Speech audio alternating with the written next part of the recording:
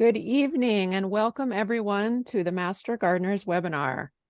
Tonight we'll be learning all about mulch and why it's so important for your garden.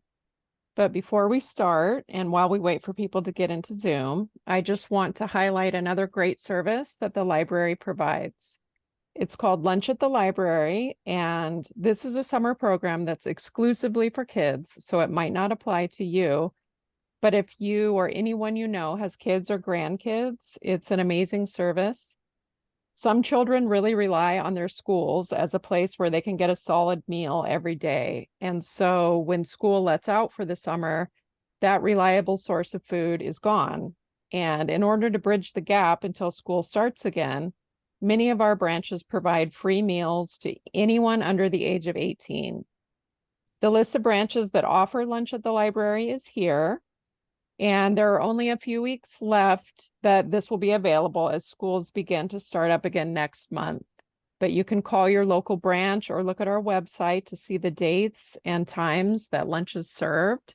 And please share this service with anyone you think might be interested. And with that, we can get started learning all about mulch. So I will pass it over to our coordinator, Terry. Hi, Terry. Hi, thanks, Serenity. It's always great to hear what the library has to offer. I've learned quite a bit about it, and I'm taking advantage of more thanks to these updates. Welcome, everybody, to this webinar. My name's Terry Lizarraga.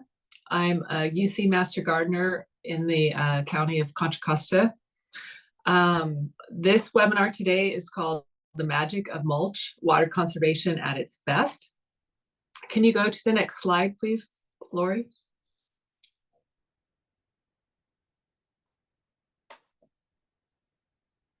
Thank you. I'm just going to cover a little bit of the ground rules. So the participants will all be muted and we'll have your video turned off during the presentation.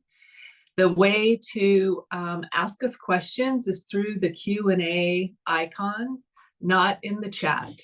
Please use the Q&A for questions. Those will be addressed either in writing during the webinar, or it will be reserved for the end of the webinar to be answered live. This event is being recorded for educational purposes. People may watch the video later, and our past garden talks are available for you to watch. Closed captioning is available. And at the end of the webinar, we'll talk about a handout that's available that has a lot of really great resources on it. Next slide, please. We would like to just remind you of our mission as UC Master Gardeners in Contra Costa County. We extend research-based knowledge and information on gardening, including pest management and sustainable landscaping practices to the residents of Contra Costa County. And we do this in a variety of ways, through our website, through these talks, through in-person demonstrations at our garden, and a number of other ways. We'll talk about that more at the end of the webinar. The next slide, please.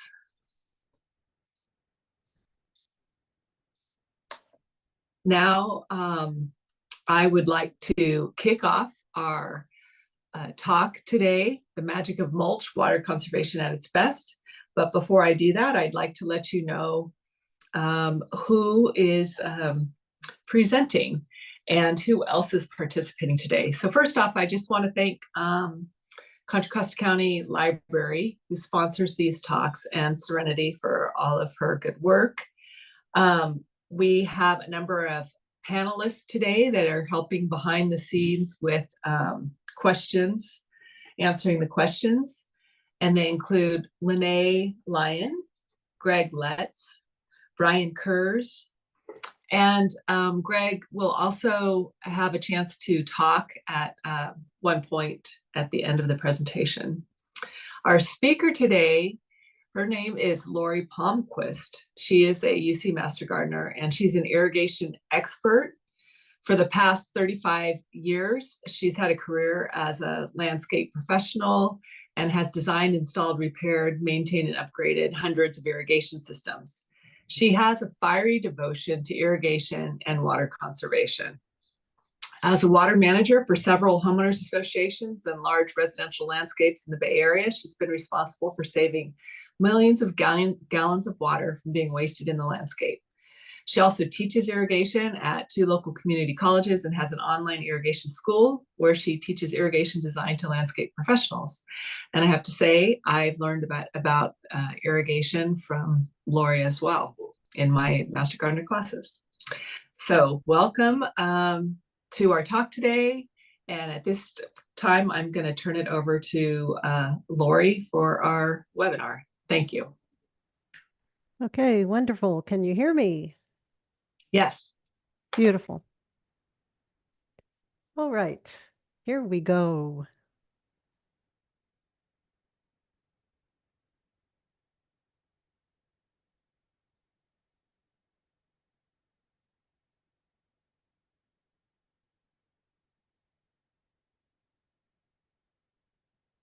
Mulch is a surprisingly simple fix to many of the challenges we're facing as the climate bounces between extremes of drought and deluge. It gracefully handles scarcity and overabundance of water in the landscape. It ticks so many boxes as a simple solution to a laundry list of challenges that we experience in our landscapes. There's a lot of conflicting information about mulch out there. For this talk, my information centers mainly on the research done by Dr. Jim Downer, a horticulture and plant pathology advisor with the University of California Cooperative Extension. His research of 35 plus years focused on mulch, soil microbiology, and disease suppression in mulched soils. I'm going to lean into his abundant research to talk to you about how to maximize the benefits of mulch to our landscapes.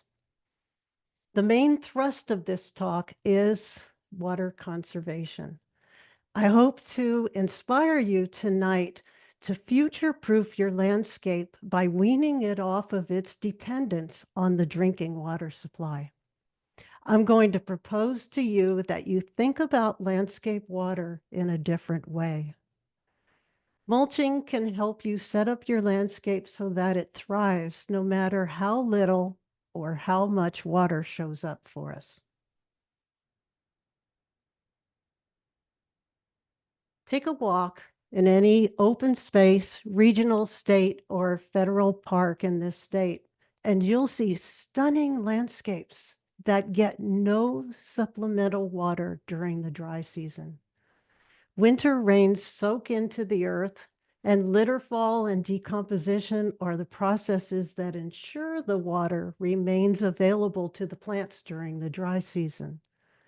Nature does an impeccable job of leveraging that free water that falls from the skies 6 months out of the year in California. Can we emulate that with mulch? I say yes. Let's dive into how we can leverage the magic of mulch to its utmost to transform our landscapes.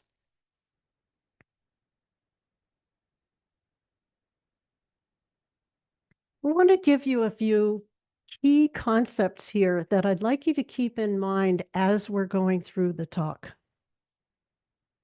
Soil organisms make it possible for plants to uptake nutrients into their tissues. Mulch attracts, feeds, and sustains beneficial soil organisms.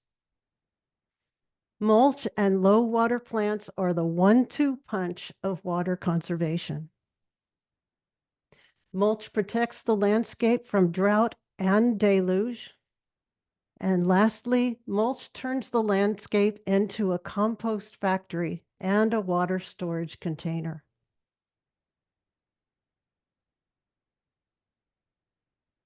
Now I'm going to tell you about the many benefits of mulch.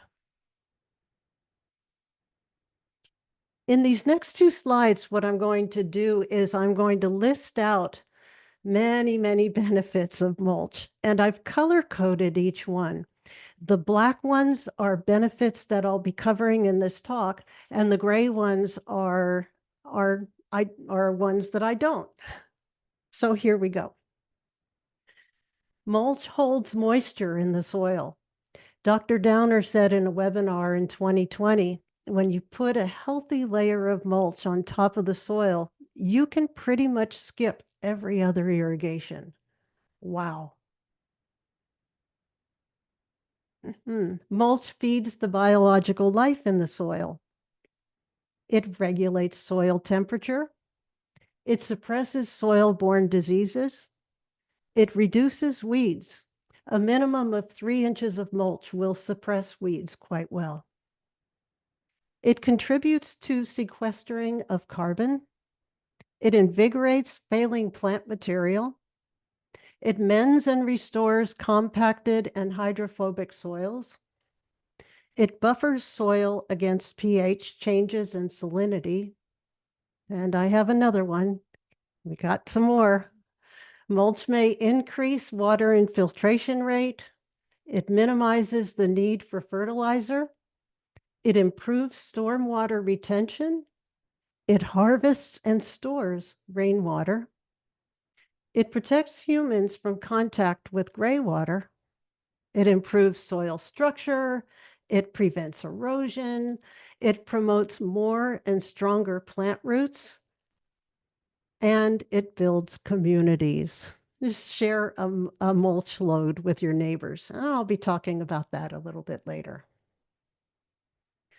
So what is mulch? Let's talk about what mulch is here.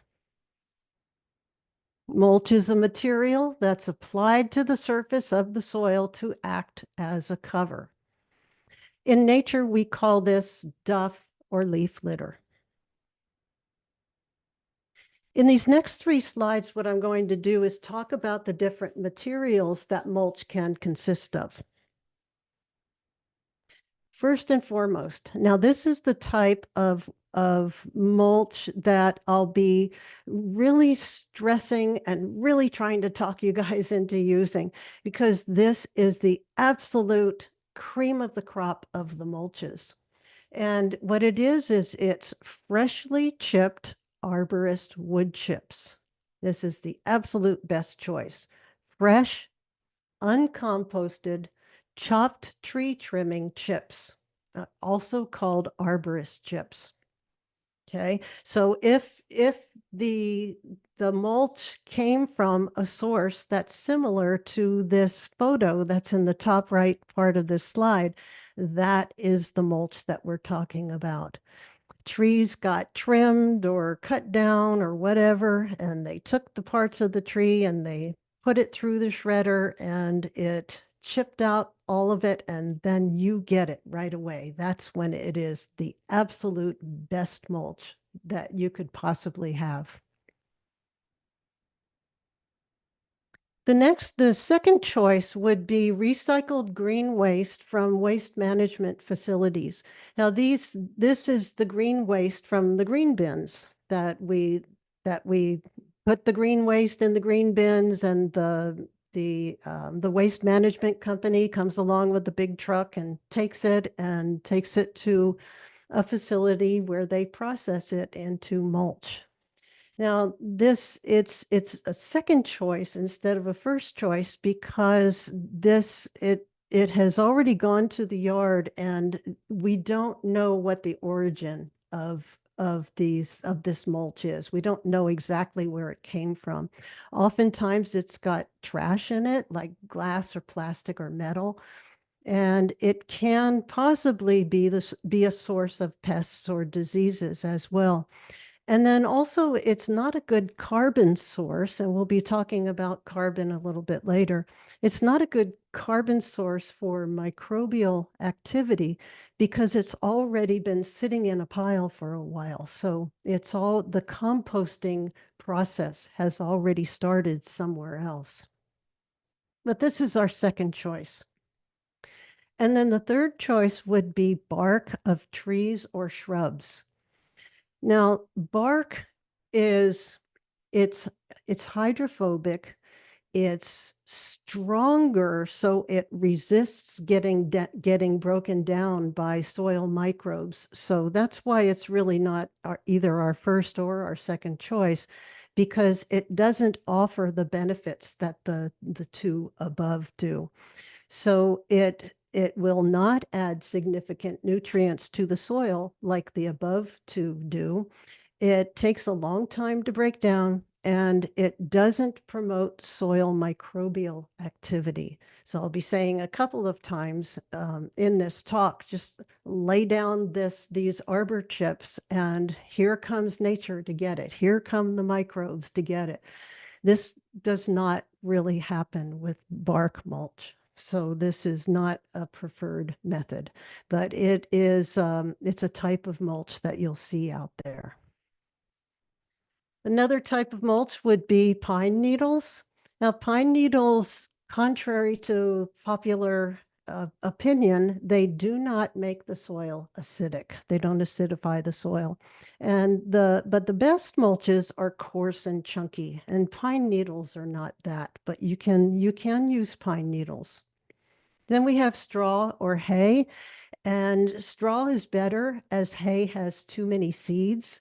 And straw is pretty light, so it can blow around in the wind. And this photo, Greg gave me this photo. He'll be coming out a little bit later and talking a little bit about his own experience with mulch. And he provided this to me. I think this is our garden. So straw or hay are another possibility. Shredded wood products or shredded lumber. Now this, you see this a lot offered in bags of mulch and also in bulk, is that it's often it's construction lumber that has been chipped down, shredded. So the particles can be sharp and splintery, and they could have toxic chemicals on it because it's construction waste. A lot of times they use pallets for these. Okay, so now this part is mulch materials that are not so desirable. And this is stone, rock, or gravel. Now, stone, rock, and gravel, they don't add anything beneficial to the soil, and that's why they're not so desirable, because the arbor chips especially add a lot to the soil. They call in the beneficial microbes, and then nature happens, and all of these processes go to work. That doesn't happen with stone, rock, or gravel. So a consideration, however, a major consideration with stone, rock, and gravel is for firescaping. And I'll be talking about that in just a little bit.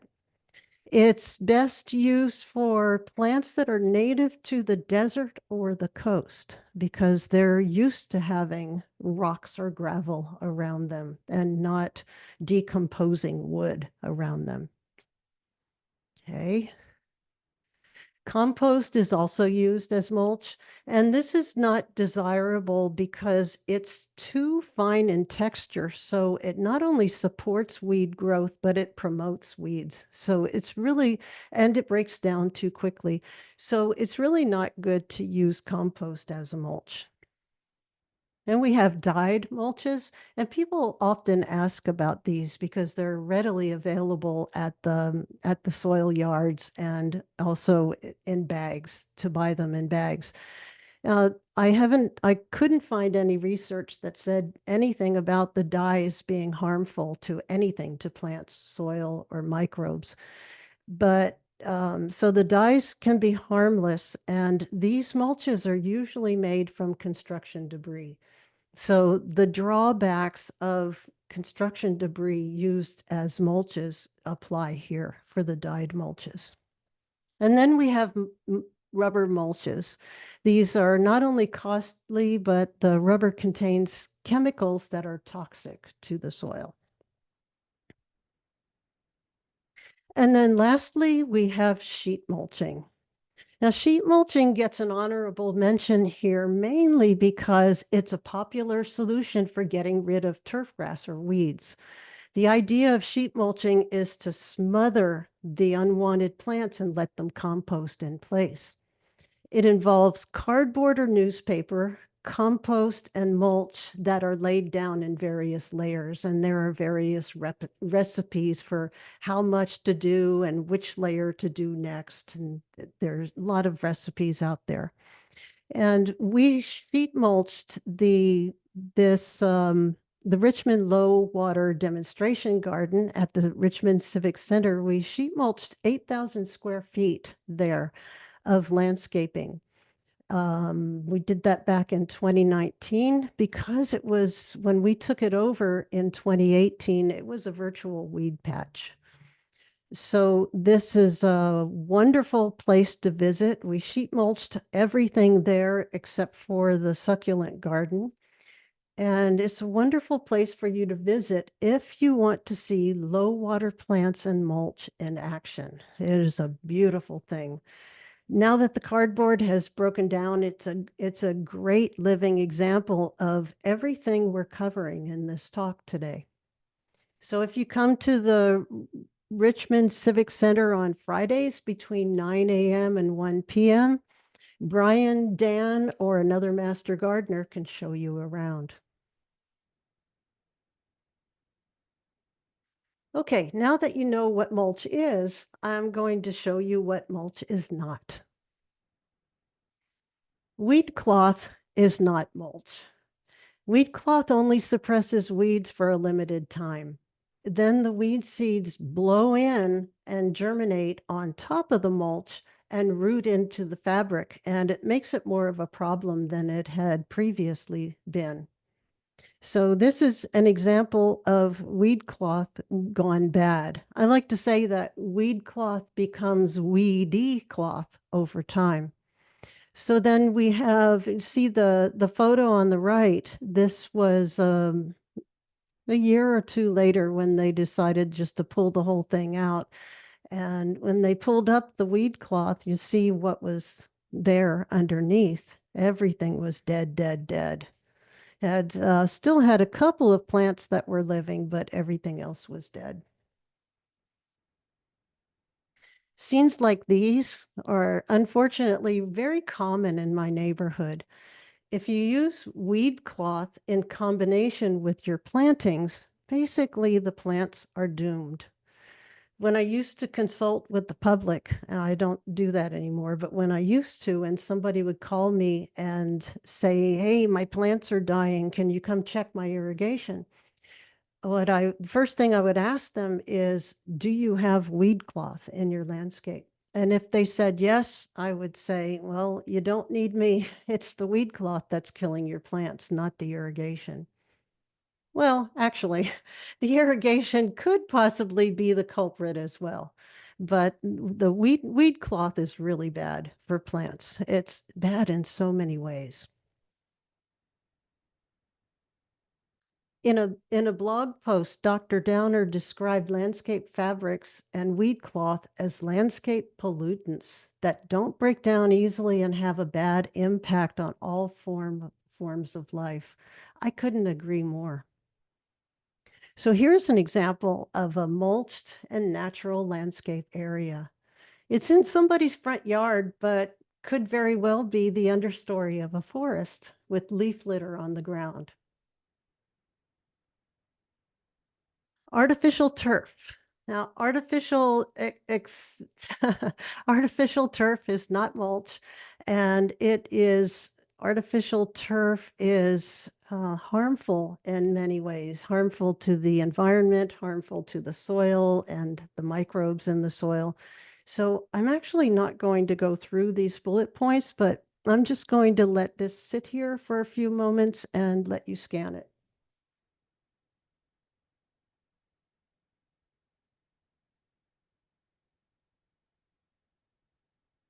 Okay, mulch and fire safety. Check the fire safety requirements for your area with respect to mulch. The most basic firescaping recommendation is to not put organic mulch within 5 feet of a building. And you can see that in this graphic, and that is this zone 0 here, the 5 feet around the building. Now, there is a huge body of information out there provided by UCANR and various Master Gardener counties. A simple Google search will provide you with all you need to know. But definitely check your local codes with respect to mulch. Water conservation. As a landscape manager, I track drought and rainfall statistics very closely. I show here I'm showing the drought monitor patterns from 2001 to 2021. And this is from the Drought Monitor website.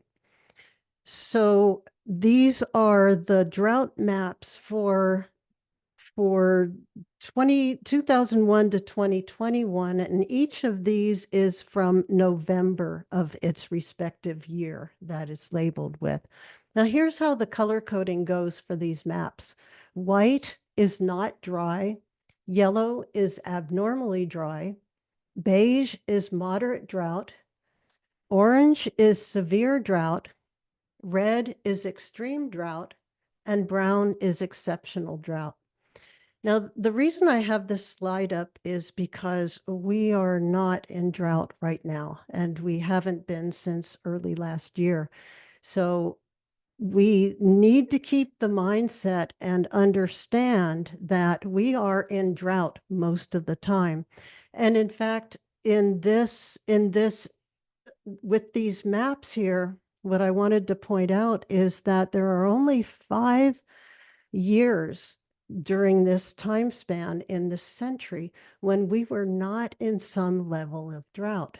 We've got 2005 and 6, we have 2010 and 11, and we've got 2017. Otherwise, all the rest of the years we were in some level of drought. That's 16 of 21 years, which is 76% of the time. So I really want to make the point that drought will come back around and we need to be ready for it. Now, the 1-2 punch of water conservation in the landscape is mulch and low water plants. For optimum landscape water efficiency, these 2 pieces together will turbocharge your water conservation efforts. What you can do is you can either use truly low water plants in your landscape, or you can just water your landscape as if all of your plants were low water plants.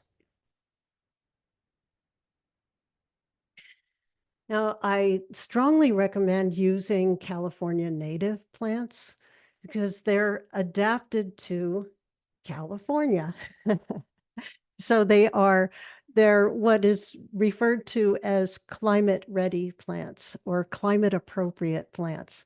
And so I strongly recommend that you use California native plants. And how great is it to have a California feel, a sense of place, and to know that once those plants are established in your landscape, they'll thrive when that next drought comes along. It's a beautiful thing. So one great source for California native plants is the Calscape Plant Search. You can easily find plants that would thrive in your area. Just put in your zip code and click search. So I put in my zip code. I live in Richmond. Put in my zip code, and then I filtered by the water use of the plants. So you see over on the left here, you can open this water drop down and choose extremely low, very low, and low water plants. And when I did that, I got 2,300 suggested plants. Wow. I think that's enough for me to choose from. And if you're fine with Mediterranean plants as well as natives, this web service provided by the Contra Costa Water District is a great resource as well. And East Bay Mud also has plentiful low water plant lists on their website. Now, rainfall is measured in inches, and plant water requirement is measured in inches. So this is really convenient because what we can do with that is we can compare the rainfall that happens in any given area to the actual plant water requirement of different types of plants. So what I've done here with this slide is that I have the rainfall, the annual rainfall that fell in Union City from 2002 to 2023. Now, I chose Union City because it was the closest weather station to Contra Costa County that actually goes back that far to 2002. The rest of the weather stations in this county didn't go far enough back. So I chose Union City. So what I have here is the the rainfall in inches for each of these years. And we have along the left, we have 10 inches, 20 inches, and 30 inches. So then I can plot the water use of the plants, the water requirements of the plants onto the chart. So high water plants in Union City, California need 35.2 inches a year. So you can see that the rainfall that happened did not support high water plants at all. So how about moderate water plants? Well, only 2 years out of these 21 years would have supported moderate water plants. So what I'm looking for here is for rainfall itself alone to support the plants in the landscape, just like what happens out in the wild, okay? Because I want to try to mimic that. I want to go with no irrigation if possible. So then let's click this one more time and we have low water plants now, the plant water requirement. Now I should say here that low water plants require a quarter of the water that high water plants require. So if we were to multiply this 8.8 by 4, we would get 35.2. So low water plants, now we can see here that the rainfall in California indeed does support low water plants. That's why this slide has the title, California is a low water plant state. Low water plants, that's what you see when you go out in the wild, is low water plants. Those are the plants that are adapted to our dry summers and wet winters. Unless it's the understory of a forest or it's a riparian area. But predominantly, California is a low water plant state. So let me click this one more time, and we have one more line here, and it's low water plants with at least 1 inch of mulch spread over the planted area. This is from a study that was done at Texas A&M University, where they found that 1 inch of mulch spread over a planted area lowers the plant water requirement by 25%.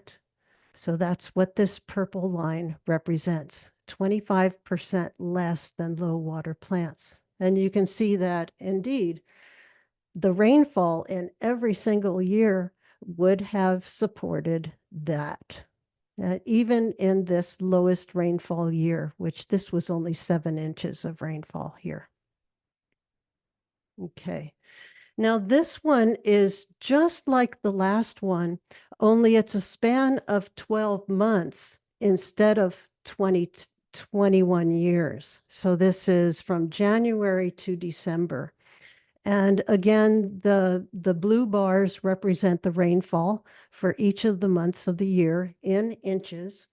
And I plotted the water use, the plant water requirement for the top one is high. This one is moderate, and then we have the green one is low, and the orange one underneath is low with an inch of mulch.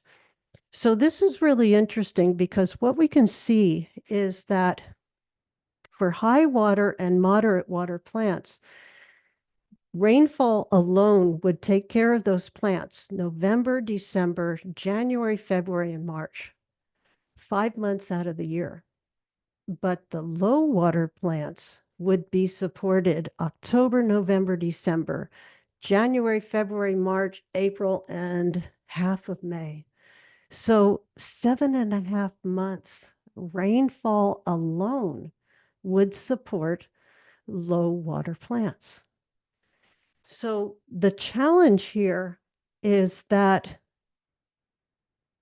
the rain falls at a time of year mainly that the plants don't really need it. So the challenge is, how do we hold on to that water? You see all this water that fell. We need to try to catch it and store it. Okay? How do we hold on to that water? Well, if you want to store water, what you do is you find a container. Here's a container. We can put water in that container, and we put a lid on that container. We put a lid on it. That's how we hold on to the water. We put a lid on it. Well, my friends, mulch is the lid on the landscape. I'm going to repeat that. Mulch is the lid on the landscape. Okay? The reason it is the lid on the landscape is that it reduces the amount of water that is allowed to leave the soil through evaporation.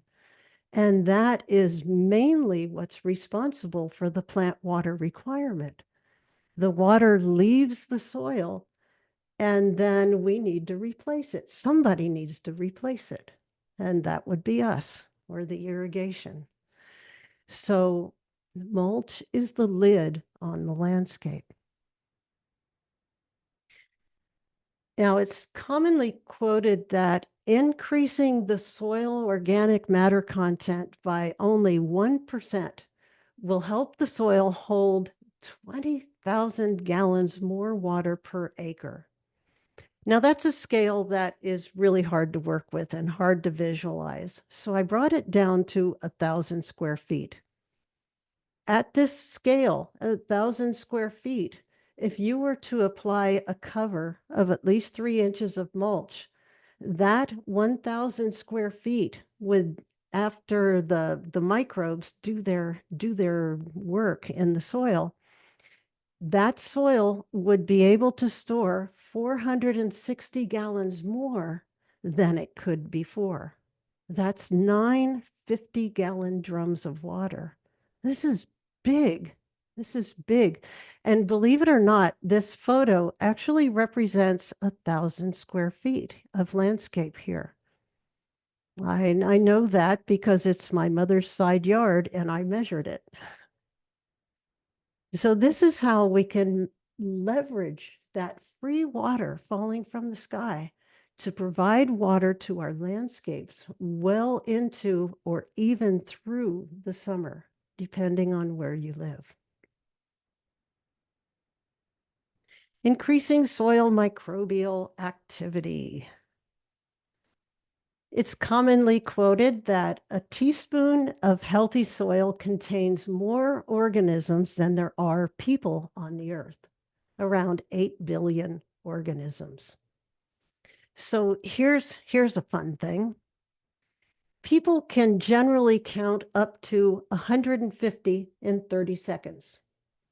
So if you were to set about counting the microbes in this teaspoon of healthy soil, you set about counting them, and you just kept counting until you finished. You didn't take any breaks, you didn't sleep, you didn't eat, nothing. You just count until you're finished.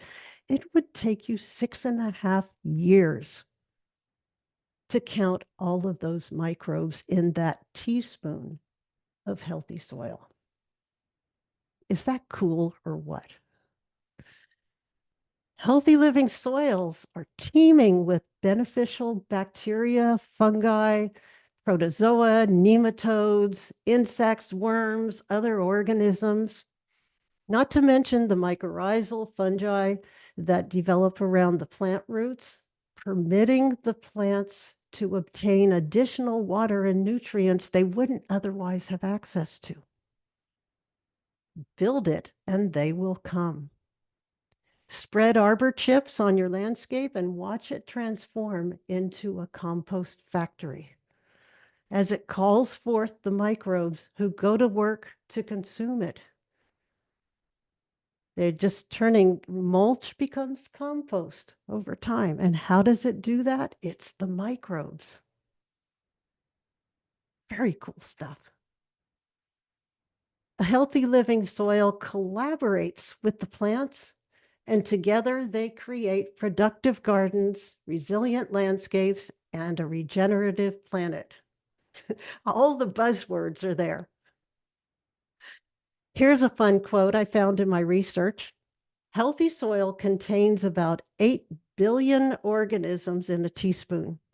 Depleted soil contains about 50. Okay. In addition to saving water, improving soil, combating pests, and stopping weeds, wood mulch actually reduces the release of a greenhouse gas that's 300 times more potent than carbon dioxide. Craig Nichol is the principal investigator in the University of British Columbia 2-year mulch study. In this study, when comparing bare soil nitrous oxide emissions to those of mulched areas, the emissions were cut up to 28%. The mulched areas also showed a 74% reduction in soil nitrates, which are the source of nitrous oxide emissions and can leach into the groundwater. California Natural Resources Agency is spearheading a campaign to reverse climate change and aims to achieve carbon neutrality in California by 2045. One of the many best practices they're instituting to reduce the amount of carbon in the atmosphere is, guess what? Mulching. Now, this table is from Dr. Downer's 2020 webinar. The changes of note here are the saturation percentage, which is the amount of water held in the soil, goes up to 48.4% from 44.4%. The nitrogen level goes up, the phosphorus level goes up, the potassium level goes up, the sodium level goes down, and the carbon level goes up. Do you see the NPK here? Do you think we can stop buying fertilizer? This is a graphical representation of the previous slide. Dr. Downer states with this slide that it is a proportional relationship. The more mulch you put down, the more resulting nutrients that are added to the soil. And the sweet spot for weed suppression is 3 to 4 inches. He also states that contrary to popular belief, mulches do not draft nitrogen from the underlying soil. Uncomposted, chopped plants will add significant amounts of plant-required minerals to underlying soils.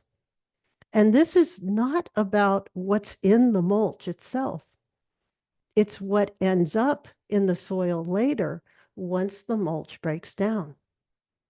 This is the work of the soil microbes. Allelopathy. First, let me define allelopathy. I'm even surprised I can say it. I had to practice that word. Allelopathy is the suppression of growth of a plant by a toxin released from a nearby plant of the same or another species. Trees known to be allelopathic are not so when they are chipped into mulch. We have eucalyptus, walnut, oaks, sycamore, manzanita, California bay laurel, and others that are known to be allelopathic when they're live plants. Not so when they're mulch. Trees known to harbor pests or pathogens could possibly transfer their problems to the new landscape. However, the pathogens have a hard time surviving the chipping process, Dr. Downer says. Be careful about keeping the soil too wet underneath the mulch. This can promote root pathogens, especially Phytophthora. And let's see, we have one more here. Yes, it's best to use mulch generated on site. So use your own tree trimmings. You know what's going on when you use your own. Handling stormwater. Now, this is something that we learned in elementary school, and this is about the hydrologic cycle and the watershed. So this is a graphic of a watershed. So this cycle doesn't really start or end anywhere, it's continuous. But if we were to start at the ocean, in this case, the water evaporates into the atmosphere. It goes from liquid to gas into the atmosphere. It condenses into clouds, and then it falls back down to the earth in the form of precipitation, which is rain or snow. So then once the water falls to the earth again, it either percolates down into the water table or it runs off down and ends up back in that body of water, and the cycle starts again. So what we can do is, go back here. Now that is a watershed. That is the function of a watershed. It's how it works. So what we can do is we can treat an individual property as a mini watershed. So what you could do is you could imagine that the roof of your house is the snowy mountains. The rain gutters are the rivers and streams. And the landscape is the aquifers. That's where the water is ending up.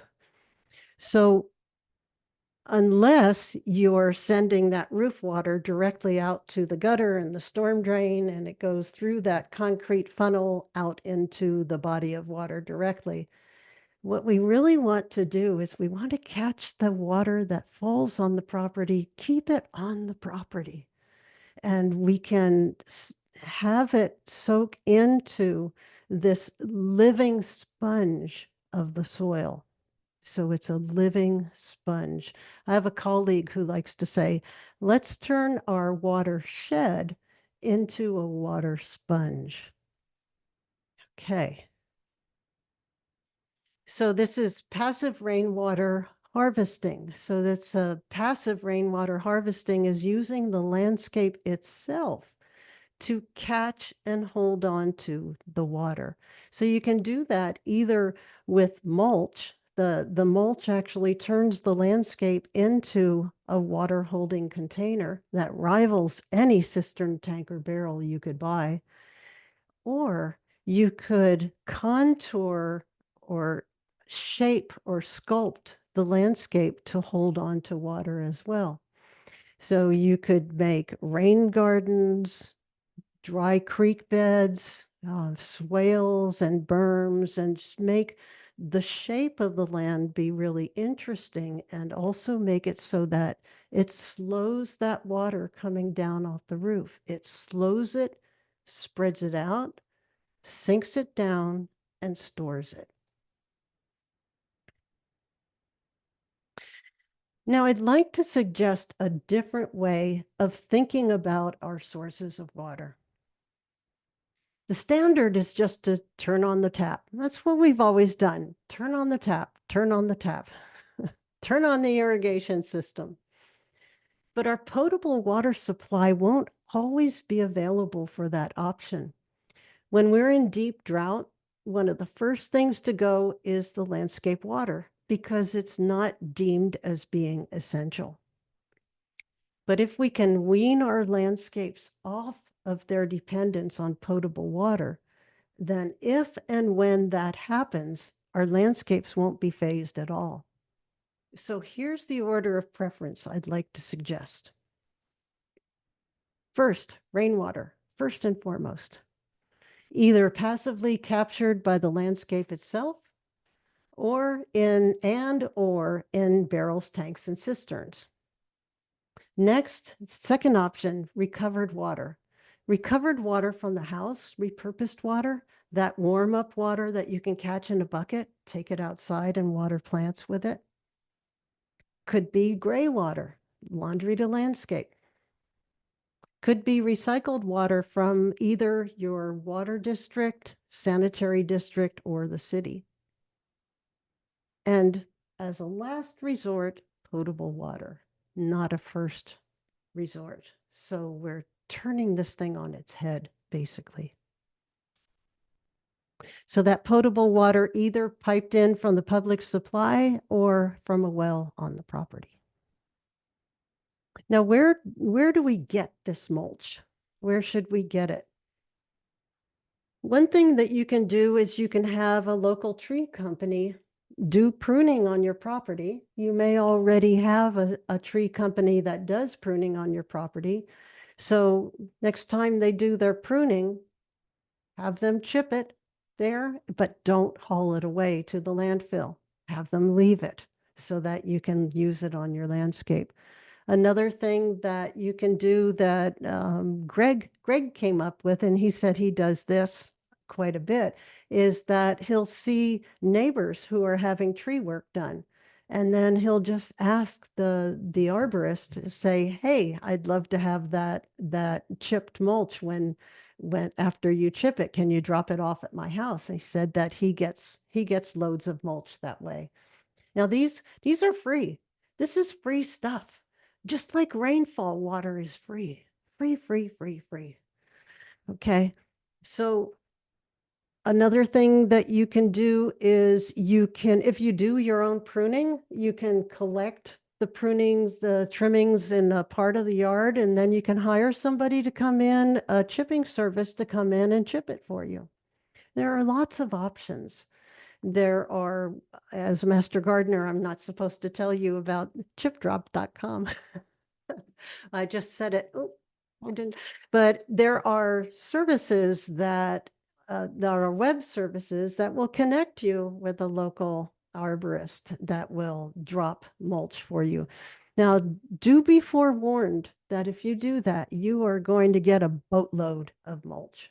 Okay. You can't say, bring me 2 yards of mulch, because it could be 2 yards, but more likely it'll be 15 to 20. So you can't really say how much mulch it's going to be, and usually it is a boatload. And I had said earlier that doing this is a community builder. We do this in our neighborhood. We have people around the corner who get regular shipments of mulch in their driveway, great big piles, and we go and get the mulch. I don't know how many other neighbors do it, but it's really a beautiful thing. It's a community builder. So got to be careful about that. Now, I did want to go back up to this one up here, because I forgot to say something really important about this slide. When I asked you to change the order of preference of water source. And I'd like to give you 3 really strong reasons why rainwater should be our first choice. Number 1, it hasn't been treated with any chemicals. Okay, the drinking water supply has chemicals in it because it's for human consumption. Our water has chloramine and fluoride in it. I don't think that is the best for the soil, the microbes, the plants. Okay, that's one reason. Another reason is that rainwater is free. It's free. And reason number 3, we get to preserve our precious water supply in California. All right. So then let me go ahead down here. One more thing to tell you about before we bring Greg out from behind the curtain. And that is that the water districts, especially East Bay Mud and Contra Costa Water District, they have rebate programs where they give you coupons to get discounts on mulch. Now, I had put this coupon on this slide because, hey, you get coupons in the rebate programs, but then I noticed that it's for bark mulch. So I don't recommend that you use bark mulch because bark mulch doesn't have all those juicy benefits that the arbor chips do. But I wanted to tell you about this in case you go ahead and you just really want the bark mulch. Now, just know that you won't have all those wonderful benefits that we have with the other choices, mainly the arbor chips or the getting the chips from a waste management facility. That the bark mulch is going to be a bit different. Okay, so I just really want you to be aware of that. Okay, so then it is time to bring Greg out from behind the curtain. Greg wants to talk at you a little bit. So Greg, I'm going to go ahead and go off of video so that this can be your show for a little bit. Okay, you can leave me out here all by myself, twisting in the wind. Thanks, Lori. All right. You can go ahead and move to the next slide. Okay, you got it.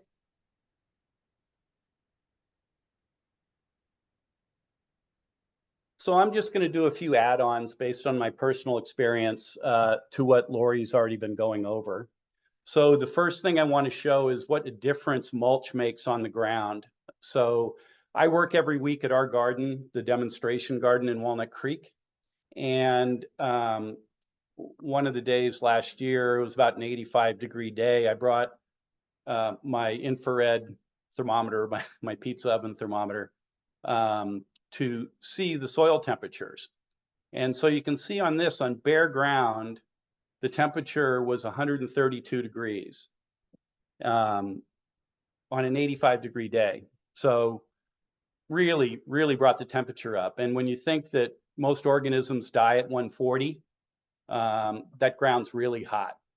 And even the surface of the straw on one of the beds that we did have straw there, it was still 126. So still very warm, just the surface of the straw.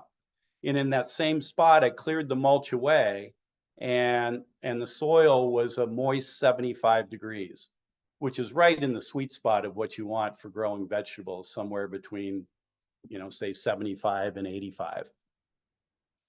Okay, next slide.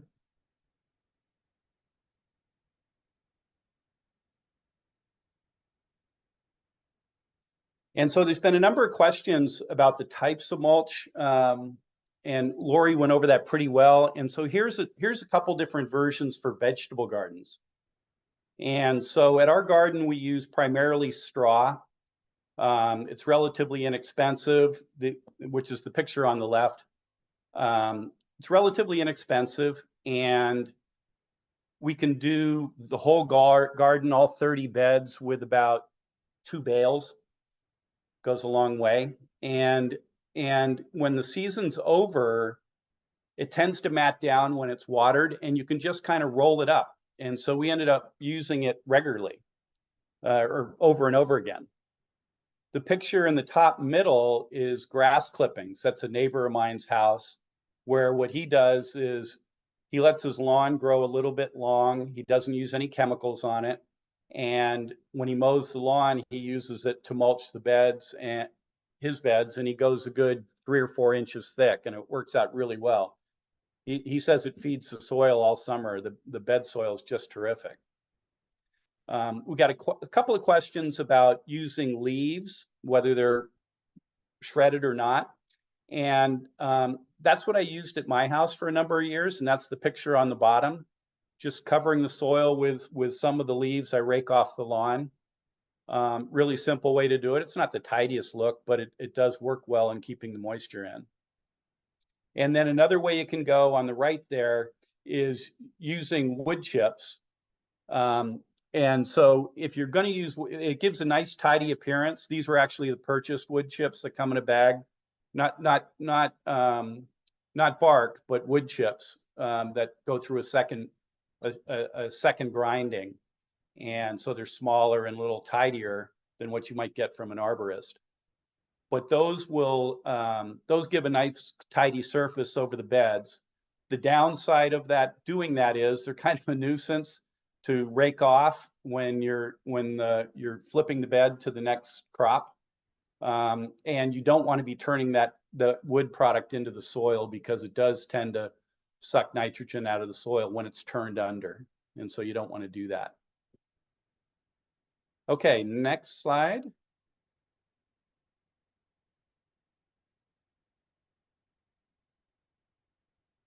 And so there were several questions about sheet mulching. Here's how I've done it at my house. I've cut my lawn, my front and back lawn, my front lawn by half, my back lawn probably by a third. And I just did it by sheet mulching. No rototillers, no turning the soil, no grass killer, none of that stuff. So you mow the lawn down tight. You can use cardboard, and I've done that in some parts of my yard. In this particular instance, I use newspaper, a couple of sheets thick. The advantage, I think, of newspaper is that it tends to break down faster. Newspaper these days is almost like rice paper, the way it dissolves. And it's a little easier to cut and manage. And so 3 years ago, I took out this section of the lawn, and within a couple months, and did 3 to 4 inches of mulch on top of that. And then here, this is a picture from about 2 months ago on the right, with it all planted in and looking a little bit overgrown, kind of going from cottage garden to cottage jungle in the look there, but very simple to do. You don't need to rototiller it up. You just smother the grass and then add the mulch over the top to prevent any sunlight from getting through there. All right, next slide. And so this is the difference that's made. Over the last 3 years, my water usage has dropped about 35%. And I live by myself, but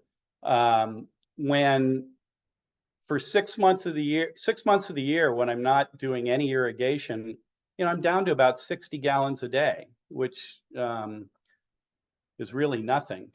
It shoots up. It shot up last month with all the heat, but my overall usage has dropped about 35%.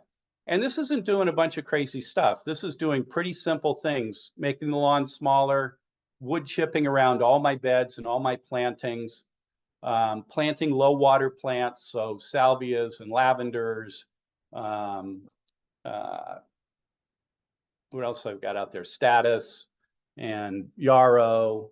But I still have a half a dozen rose bushes in the front and probably 20 in the back. The other thing I do is I rarely water the front lawn. It doesn't show from the street really. And so I tend to just let it go brown. And then with the first rain, it comes right back up. So next slide.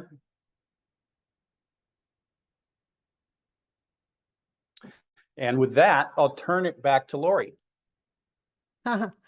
Okay, great. So you want to stick, Greg? You want to hang or Sure. what? Sure, I'll hang. Okay. All right. So I have a call to action for you. And let's see. So if you're not willing to go whole hog, do the citizen scientist thing and try conducting an experiment. So here's the experiment. Whoops. Click it. Come on. You can click, here we go, there we go, conduct an experiment. Pick an area of the landscape. Order a load of chipped tree trimmings. Then what you want to do before you put the mulch down is saturate the area really, really well. Make sure that you get that water in there down to the deepest roots that are in there. So really, truly saturate that area. And then once it's saturated, if there's irrigation to that area, just go ahead and disconnect it or take it off the schedule or whatever. So you're not going to use irrigation in here. Go ahead and apply a layer of mulch 4 inches deep to the area. Okay. And then every now and then, actually, you can just sit back and wait and watch, because now you have basically created a compost factory. And you are calling the microbes, calling all microbes, here they come, that nature is going to come and get that mulch. And wonderful stuff is going to happen. So I suggest that you don't irrigate it, just leave it and sit back and enjoy. But do check the moisture level now and then with a moisture meter. Just one of those moisture meters that we use to check house plants with. And so I told my partner that I wanted to do this because we have an area on the far side of the driveway that is not hooked up to the irrigation system. And it's a pretty big area, actually, and we've been throwing our warm-up water out there all the time. So I figured this would be a perfect place to do this test, because we have a guy around the corner with a great big pile of mulch in his driveway that we've been partaking of. And so we're going to do that. And she asked me, she said, so we put that mulch down and it's mid-July. When do you think we'll need to water plants? And what I think, because we live in Richmond, what I think is that we won't need to water anything. Once we get that 4 inches of mulch down, we're done. I'm pretty sure we'll be done. We'll be checking, because there are a lot of plants over there on the other side of the driveway, and we'll check it. But I believe that we won't need to water it again, that it'll be fine until it starts raining again, which is probably about 3.5 months from now. Mid-July, August, September, October, 3.5 to 4 months from now, I think it'll be okay. So I suggest you do this citizen science experiment, or just go whole hog. That would be fine too. All right, so we actually do have oh, and then there was one more thing. So what you could also do is explore where you can reroute the downspouts into the landscape, so that you can slow that water coming off the roof, spread it out, sink it down, and store it. All right, so we do have a poll. So Terry, would you like to go ahead and launch the poll? So what we have is, what action will you take now based on what you learned? A is start mulching. B is use a different mulch. The next one, C, is remove weed cloth, add more mulch, or order a load of free mulch. So we have 5 choices here. What would you do? And the results are flying in.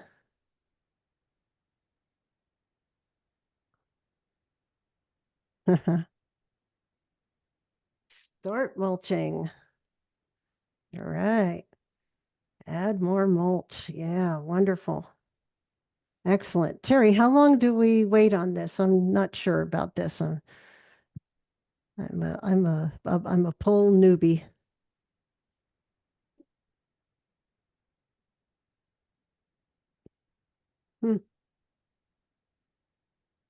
Well, if you think you're muted, Terry, if you're trying to talk. So let's see. It looks like we're pretty much done here. And what we have is 27% said start mulching, 25% said change to a different mulch, 15% said remove weed cloth. Yay! 64% said add more mulch, and 32% said order a free load of mulch. Fantastic. Fantastic. Okay. Excellent. So, oh, I guess I'm supposed to share the results. Okay, there we go.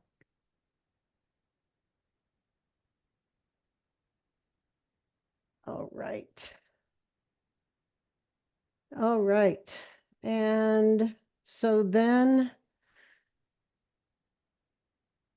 Terry, are you up now?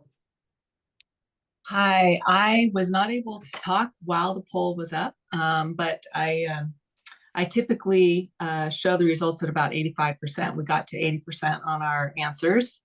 Oh, sorry about that. Yeah, that's okay. And now we would just like to ask you to close on your own screen. You can close the poll window, and then you'll see the slide deck again. And yes, I will take us to a close. And we need to get to the Q&A period. We've got some questions. All right. So I just turned my camera on. Just a reminder that we have a lot of great resources on our website, and our website address is listed here on this page so that you can see it.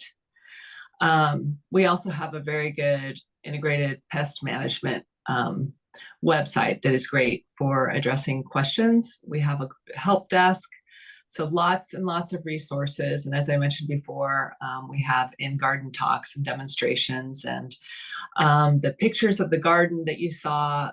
There's certain days that you can come by the garden and see for yourself. All right, next slide. And our next, our upcoming webinars are cover crops, which are great in our garden to prevent tearing up the soil and disturbing all those organisms, and getting the soil ready for more growth. Growing roses for biodiversity and drought tolerance, backyard grapes, pruning trees, and ornamentals. All of our talks are available on our YouTube channel, and you can see the link there. And our next slide. All right, so here's what we're going to ask you to give us some feedback.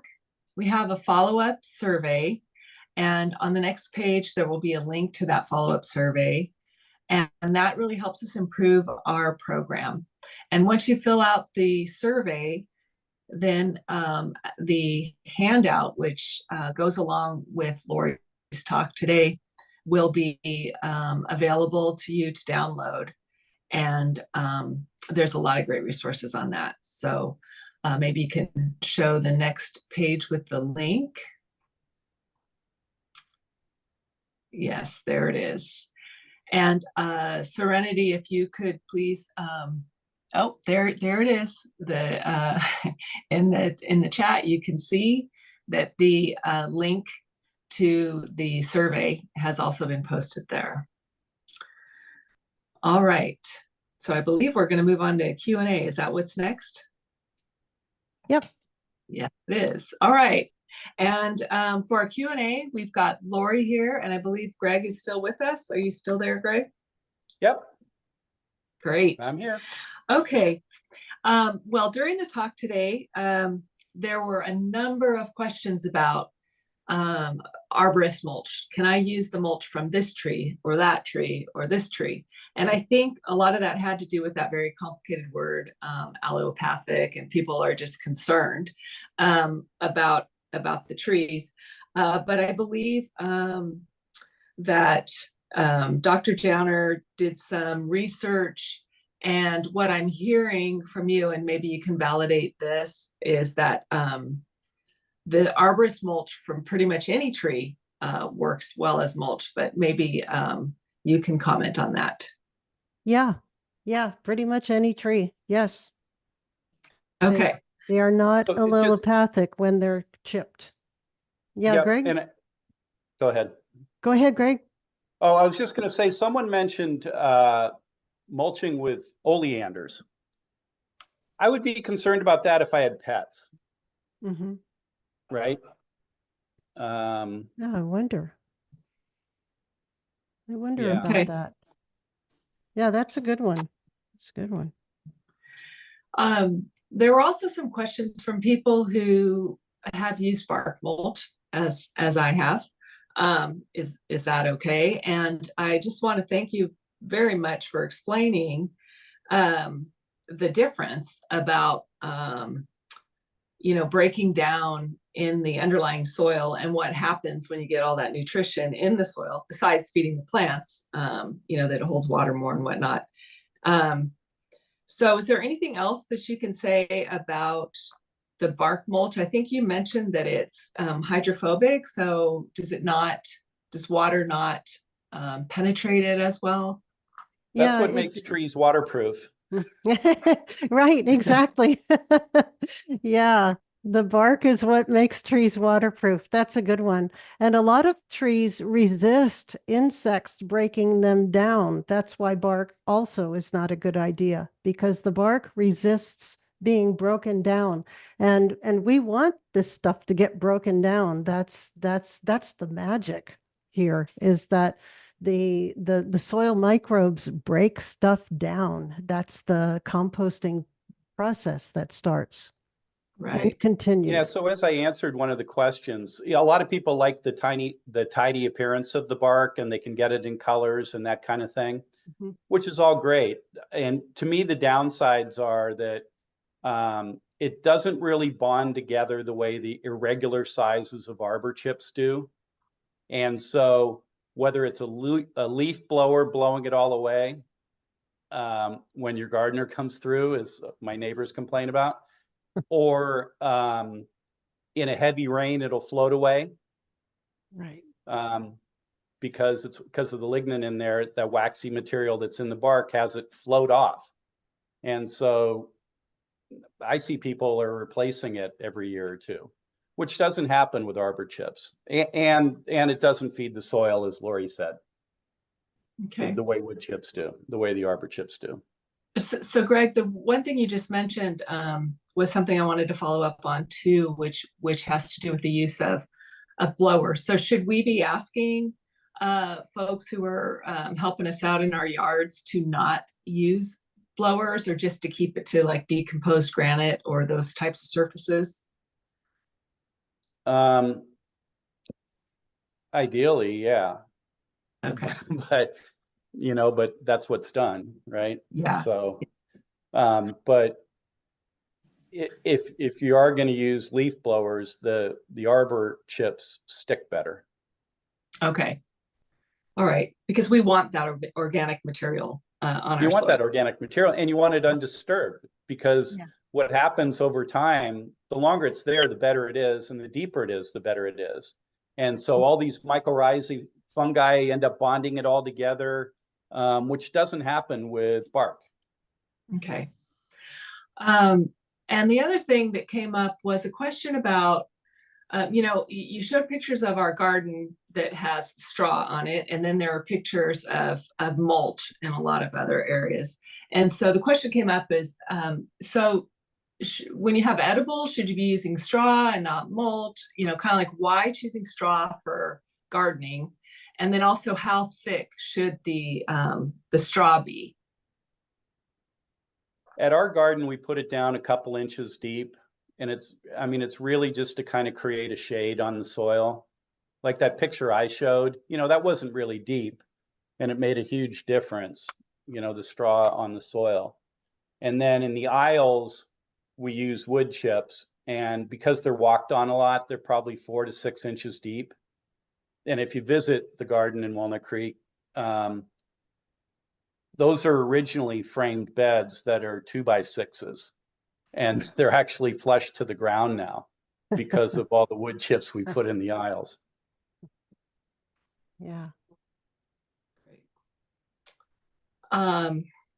The other thing is, Lori, the chart that you showed, the monthly water needs for different types of plants, and then the monthly rainfall for different areas, and describing that mulch is a lid. And if we can start thinking about, retaining the water, that just made a very good point, made it very easy to see. Is that information out there for people to find, for their areas? Actually, that was something that I created on my own out of my Okay. tiny little head. So no, it's not really out there, but I mean, you could get historical rainfall totals, and in my handout, I do provide the resource to usclimatedata.com, and that's where you can get historical rainfall totals for monthly, and I think it's, yeah, monthly rainfall totals, historical, from usdata.com. And then let's see, the plant water requirement, that is a bit more complicated because you take the ETO and you multiply it by the plant factor, and you do water management calculations on it. And Okay. I'm a water manager, so that's how that is. So sorry, I don't really have That's that okay. available publicly. I think the bottom line was that low use water plants in an area where we have mulch are the plants that are going to be able to live a year round, even in drought times. I think that was sort of the moral of the story. Absolutely. Absolutely. They may even be able to just survive with no supplemental water whatsoever. I really think it's possible because I've seen it happen at the low water demonstration garden. It certainly happened for the first few years. Well, first couple of years, it didn't have any irrigation and it had plenty of mulch and they were low water plants and the plants did just fine. And Okay. Brian, who's in the background, answering questions, he's one of the two main guys at that garden. So he knows fully well that low water plants with a good helping of mulch can exist without water, period. All Really. right. A couple of other questions about using mulch. One had to do with what is the timing for applying mulch, especially when it comes to planting seeds or seedlings. So that was one. How often and when do we apply mulch? And then the other one has to do with mulch for plants that are in pots.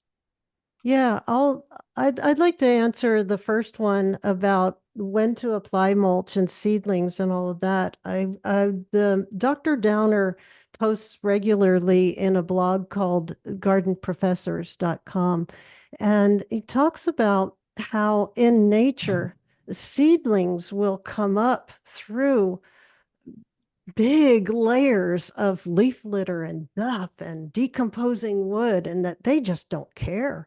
I mean, they just boom, they come up through it. So I don't think we need to be soft about that.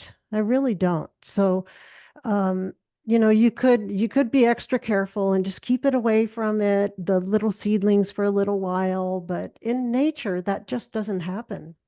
Okay. And actually that reminded me of another question somebody was asking about. Well, don't you need the weed cloth? Because otherwise you're going to have weeds. And my experience has been weeds might come up through mulch, but they are so easy to pull when they do come up, and there's fewer of them. Yes. And I'm wondering if you could just comment on weeds without weed cloth and mulch. Yeah, I wouldn't use weed cloth mainly because it is so bad on so many levels, really, literally so many levels. And it does not nurture the biological life in the soil. And if nothing else, I would not touch it for that, if nothing else. Right. So yeah, don't need weed cloth. Mulch suppresses weeds, it reduces weeds, it does not eliminate weeds. And weed cloth doesn't eliminate weeds either. It Yeah. definitely does not eliminate weeds. So there is no best case scenario here. But like you said, if you keep that mulch down, yes, you'll get weeds, but they're really easy to pull. Yeah. And then, so actually, could Greg answer the mulch about the pots thing? Yeah. And I answered a question that someone had on that earlier. And I think with that, you kind of go by appearance. You know, I mean, foot-long pieces of straw aren't going to fit around your little citrus tree in a pot, right? Unless you chop it all up. I use wood chips on my pots, but you could use bark. It's not going to float away. You're not going to feed the soil, but you know, containers you might be more concerned about the appearance and choose the appearance you want, and just get it a good couple inches deep. Okay. I wouldn't use, sometimes you'll see people use gravel in pots. I wouldn't do that. It gets hot. It's not feeding at all. Yeah, the gravel, really, somebody else asked about gravel and using it in our garden. I'm not aware of us using it in our garden. No, the aisles are all wood chips. Yeah. Yeah. And the And wood so chips handle the wind pretty well, right? Yeah, yeah. So, I mean, when we did a growing gardeners class, I think it was the first one of the year this year. It was right after a giant rainstorm. And the organizers our growing gardeners class is a beginner class for the public that you sign up for online. But the organizers were concerned about the garden being muddy for people walking through it. It's like, no, we've got wood chips 4 to 6 inches deep. There's no mud. It all percolates in and stays put. So. Yeah. So then I Right. have a question for you, Greg. Does that mean that we can walk in our gardens after a rain if we have plenty of mulch in our gardens? Yes. Well, I would say this. I'm always thinking in terms of vegetable gardens, but so you will compact the soil if you're walking in areas that even if they're mulched, you'll compact the soil down. So you have designated paths around it. So at our garden, I mean, there's designated paths, and kind of the cardinal rule is you don't step on the beds. Cool. All right. Well, I think we're about at a wrap. There's one more question about mulching on slopes and volcano mulch piles around trees. So kind of two more comments. And I think I'll take the volcano. Okay. I like that one. In the look it up in the gardenprofessors.com in their blog, they said that one of them, there are 3 writers in there, Jim Downer's one of them, but one of them said that they can't find any research that says mulch volcanoes are bad. They said, but and what they said too is that this happens in nature too. Leaf duft does build up around the crown of plants and they don't die because of it. So if we use nature as our guide, that it seems to solve so much. Great. And then what was Greg, the other do you want to come? Slopes. Does the arborist mulch do okay on slopes, or do you have any suggestions for how to keep it where you want it on the slopes? It's hard.